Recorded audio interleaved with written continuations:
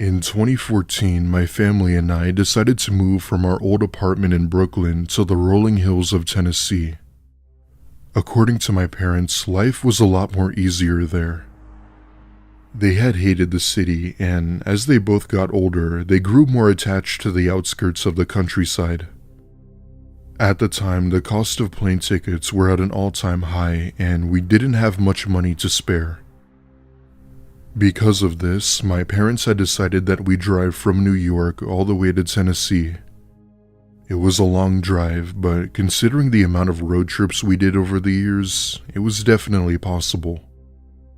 Anyway, we had packed everything up and began the 15-hour drive to Gatlinburg, about 4 hours outside of Nashville. It was a long drive, but we were about halfway through and we weren't about to just give up. If I can remember, we were driving on a road somewhere in Kentucky or West Virginia that stretched across the state. It's around 1 a.m. and I wake up when I start to feel the car slowly coming to a stop. As I awoke, I asked my dad why we had stopped, and that was when I noticed what appeared to be a person laying in the middle of the road. Right then, I knew it was a woman, maybe mid-40s, black hair, and appeared to be wearing a sweater. At this point, my parents are confused and worried when my dad tells us to stay in the car as he begins to get out. With my dad being ex-military, his instinct was to help the person in need or prepare for the worst. My mom and I see my dad approach the woman, still laying face down on the pavement, when he turns her over and immediately steps back.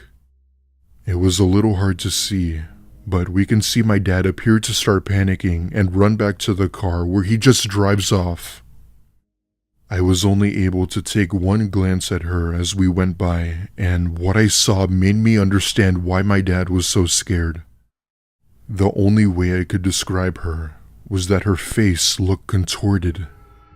Her eyes bulging, her jaw misaligned, and her right arm behind her. It was a scene where I didn't think any human was even capable to do this to someone. The only thing my dad saw that could possibly give an explanation as to who did this was a blue star spray painted on the road beside her. We didn't know what it meant or who put it there, but my family believes that it was a symbol to represent a group of killers. I know, crazy theory, right? But can you blame us? It took another 3 hours before we got to the next town where my dad was thankfully able to file a police report. We didn't know the exact location of the murder, other than on a road in the middle of nowhere. I'm not sure if the proper authorities took action or not, but I'd like to think they did and opened an investigation. 2 months later, I was scrolling through Reddit when I came across a post that mainly focused on disappearances and theories. I was into the mystery behind all that type of stuff, so I found it interesting. The post I was looking at had multiple photos and videos of theories and clues as to how or why these people might have disappeared. I ended up landing on one of the photos that had something that looked awfully familiar, and that's when I saw the blue star. The same blue star I had seen on the road that night. This time, someone had taken a picture of one that had been spray painted on the bark of a tree. The title of the post read something along the lines of, "Found this symbol on a hike." The thread was full of replies and comments of theories as to who might have done this. Everything from the smiley face killers all the way to ritualistic sacrifices from a cult. Hell, there was even a comment about how it could be the work of aliens. The thing that everyone could come up with was that they were just another group of killers nicknamed the Star Killers. All these theories were valid, but I wasn't gonna go digging for the most plausible explanation. My family never received an update about the incident, and we aren't expecting one. If anyone has more info on the Star Killers, please inform people about them. Back in 2007, I took a trip up to Ohio to visit a friend that had recently moved away for college. I attended school in my hometown as I didn't have the money to go out of state, nor did I even want to. The friend I had been going to visit was one of my best friends throughout middle and high school. The type of friend who'd always have your back and was someone you could rely on. As the saying goes, all good things must come to an end, and that summer he had moved away. However, seeing as winter break would finally be upon us, I decided to use that time to go and visit him. For context, I live all the way in North Carolina, meaning I'd have to drive a lot. I didn't mind it though, as I love road trips and always found them relaxing as it was time to myself at the end of the day. I'd always stop at attractions in different states and even stop along the roads and take pictures of the valley. Anyway, this happened the evening on the first day I had left. I was driving down I-75 in Kentucky when I happened to notice a sign that showed that there was a rest stop at the next exit. After all, I was pretty hungry and I still had another few hours to go. Keep in mind, I was in a rural area, so there was nothing out here for miles other than a long stretch of road. That being said, I pull off to the side and enter the rest stop, hoping to grab some hot food while I'm there. There were no other cars and only two places off this exit, the rest stop and an older-looking gas station. I get out of my car and instantly notice that it appeared to be closed. I checked my watch and it was 3:30 p.m. What kind of gas station closes past noon? I thought to myself. Upon looking inside, however, I could tell that it had been closed for a while. In fact, there was seemingly nothing inside other than a few shelves moved around and a few broken beer bottles. This confirmed that it was indeed abandoned, which disappointed me. As I was about to get back in my car, I can see someone's head peer out from behind the gas station. They didn't reveal themselves, but I could tell they were watching me but trying to not be seen. I gave a quick wave, making it known that I had saw them, but they had no reaction to this. As I approach my car, I then see the person step out from behind the building, revealing themselves. It was a man who appeared to be in his 40s or 50s. He was not a pleasant-looking man. While it might have been a little weird, I didn't feel threatened by his presence as I just assumed he might have been homeless. In a respectful tone, I tell him I was leaving now and that I'd let him be. This seemed to work as I then saw him go back behind the gas station out of sight. I get back in my car and pull out of the rest stop and back onto the road. About 20 minutes later, I'm still on the road when all of a sudden my car starts making this screeching noise before completely breaking down. Cussing to myself, I pull over and step outside to see what the problem was. What I saw sent chills down my spine. All 4 tires of my car had been slashed. All of them. I then came to the realization that someone had to have done this while I was looking into the gas station. Mind you, my tires were really good ones and could withstand sharp objects, so I knew for a fact that this was no accident. At that point, I obviously called the police, where my car had been towed to a body shop that wasn't too far. I had to pay and wait nearly an hour for the new tires before I was able to get back on the road and finish the drive. Police had said they looked into the rest stop, but whoever did this to my car was long gone. I knew right then that whoever had done this had to be involved with the man I had seen. The rest of my trip went as planned and I was able to see my friend. I've told many people about this story and many have claimed that it was just intoxicated homeless squatters. I have no idea what their intentions were or what would have happened had I stayed longer. Needless to say, however, I'm very glad I got out of there when I did. From now on, I always try to avoid rest stops unless they're open, and I'm always more cautious of my car.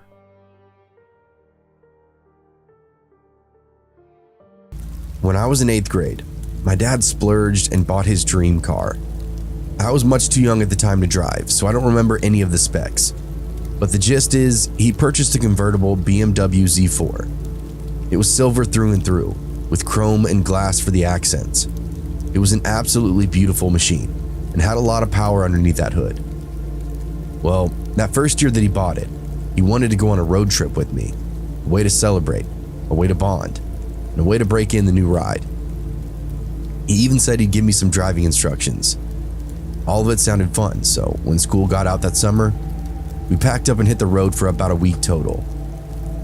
We couldn't fit much more in the way of clothes and supplies in the trunk and the back seat. If you've never seen one, Google it. Z4s are very small cars, but it was fun, and we hit the road with a good idea of where we were going, as my dad and I had been loosely planning our trip for about a month or two. We'd go north at first, then shoot over west before coming down the coastal highway through California. We jammed music, talked about life, told stories from the good old days, typical father-son stuff. We even told riddles and jokes, some of my favorite pastimes. We saw all manner of beautiful terrain, mostly canyons and valleys throughout the Southwest and the Pacific Northwest. It was cool, and I loved every minute of it. Stopping was a treat too. I was a fat kid growing up, so I loved all that gas station delight food, and we got a lot to eat. Chips, jerky, soda, gut bomb burgers, all of it. Other times we would stop at nicer hotels, and this would prompt my dad to seek out nicer restaurants for us to eat at. It was a cool dichotomy and seemed to satisfy both of us. There was one night that we rolled into some mid-sized town, and I can't remember the name of it. Litchfield or Litchbrook, something like that. This was one of the stops where we got a nice hotel room. We hit the pool, then wandered around downtown a bit. I remember we were both gawking at all the ladies. Literally every single woman that we laid eyes on was prettier than the last. "It's like there's something in the water out here, son," I remember my dad saying. "You might be hitting the road on your own tomorrow." After a nice dinner and a walkabout, we decided to head back to the hotel room. I could tell something weird was going on right when I saw the place. There was this small crowd clustered around some cars that were parked funny. My dad didn't seem to bat an eye, didn't say anything about them, so I just kept on cruising too. I didn't want to seem like a big baby or anything, since I guess technically nothing was really going on. But still, it was weird. I remember leaving a lingering eye on that crowd as I closed the door behind me and turned the deadbolt until it locked. We were on the ground floor. Well, the whole hotel was, so it's not like it was super fancy or anything. It also didn't have any kind of great security. It was a standard hotel door, standard double locking system with a deadbolt and chain. A huge viewing window right by the door, and curtains pulled closed over it. Pretty typical. We settle in, and I start eating some peanut M&Ms. This was another staple for these road trips, as they were my dad's favorite candy. We were watching reruns of Seinfeld when I heard the first few shouts come from outside. I turned and peeked, but Dad just kept watching TV. The guy seemed unshakable. "You think they're just drunk out there or something?" I asked. "It's none of our business," was all Dad said. I nodded and felt like I learned a valuable life lesson there. By the time it hit 9 p.m., we were both pretty beat, so decided to turn in for the night. The riffraff outside seemed to have settled down, and we wanted to get out of town by 6 or 7 a.m. to stay on schedule, so trying to pass out just made sense. We did our bathroom ritual and then promptly went to bed. I didn't fall asleep though. You see, my dad has this magical ability to be able to fall asleep anywhere, at any time, no matter what's going on. He was snoring loud as hell, and outside I could hear those voices getting louder again. My anxiety was further amplified by the fact that I was alone, or at least the only one awake. It just makes things that much worse when you're the only one privy to what is actually happening. Outside it sounded like your pretty average tailgate party. After listening in for a bit, something changed though. Instead of cheering and vibing, it sounded like voices were getting heated, agitated. I kept checking the clock. Around 10:30, the agitation started, and by 11:30, the guys were full on shouting at each other. I could hear a few people trying to mediate, but whatever was happening was quickly getting out of hand. Out of nowhere, the snoring stopped. My dad popped out of bed. He pulled his shirt on and moved to the window, peeked through the blinds. I had my eyes cracked open so I could see his expression.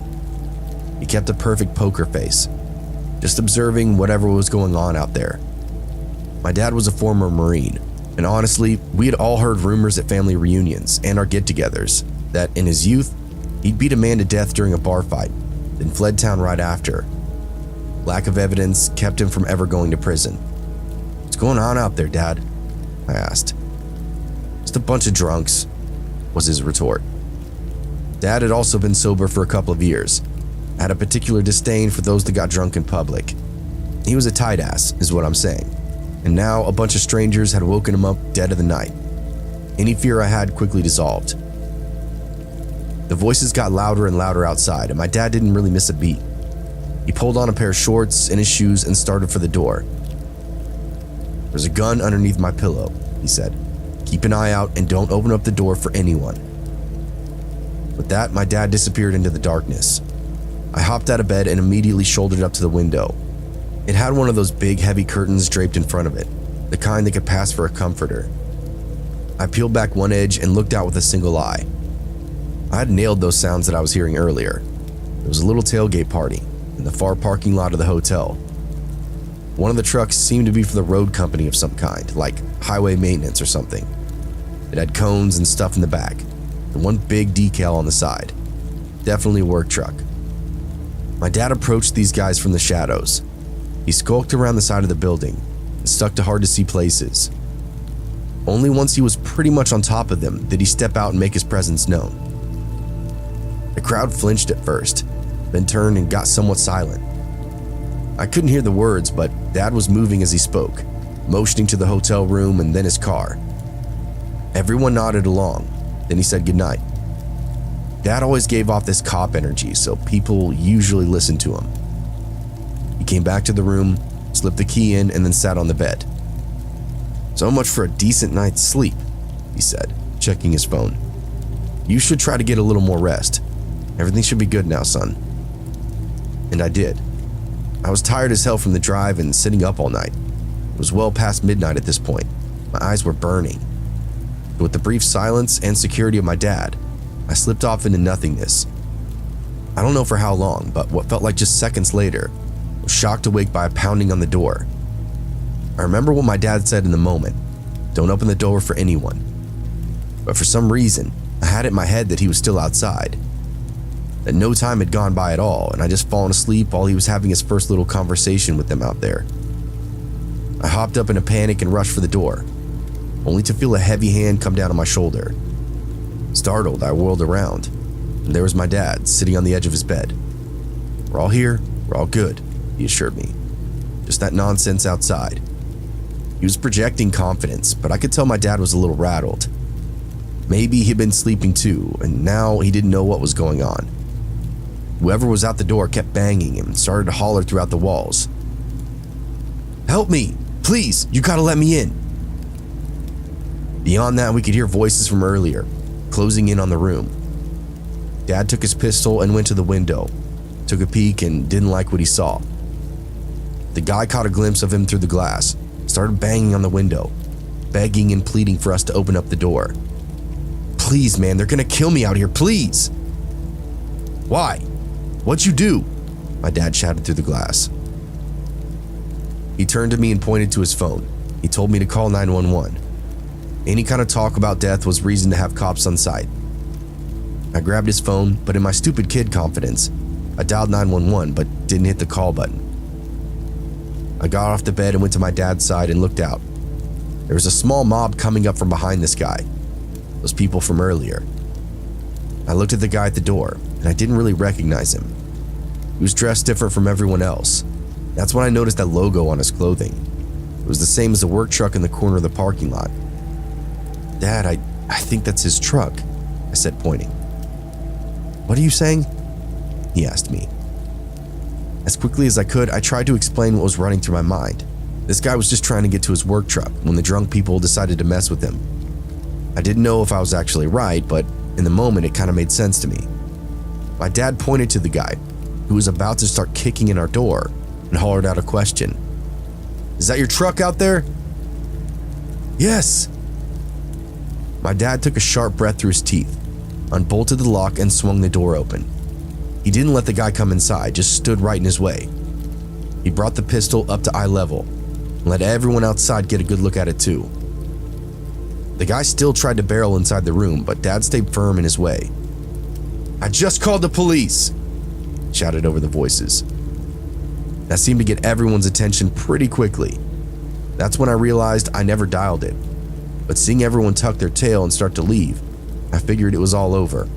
The guy at our door collapsed against the exterior wall and started explaining everything. He was staying a couple of doors down.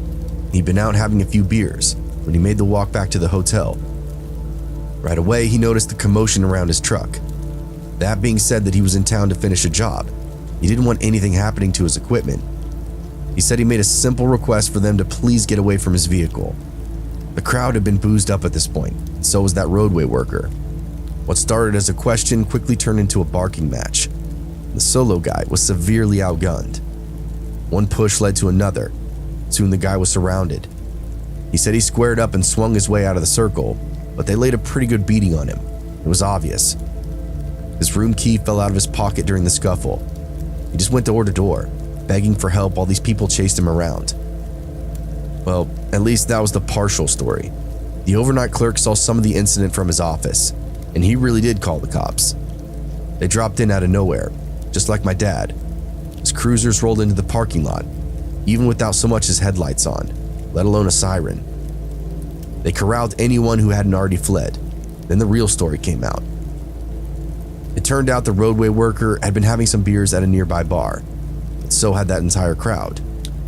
Words were exchanged before finally the bartender kicked them all out. As they wandered the streets talking trash, they recognized the guy's truck in the hotel parking lot. They went and bought a case of beer, then literally tailgated on the guy's truck until he showed up, just so they could have that final word. Again, the solo guy started clashing with the group, only to realize there weren't any bouncers to protect him anymore. Next thing he knows, he's banging on a stranger's door, begging for help. When the law showed up, things got real quiet. People scattered, and those who didn't were detained and questioned. Dad and I didn't have to give a statement, and since I wasn't the one who called the police, we just shut the door and got back in bed. The only person that must have got arrested was that roadway worker. His truck was still in the parking lot the next morning when we left.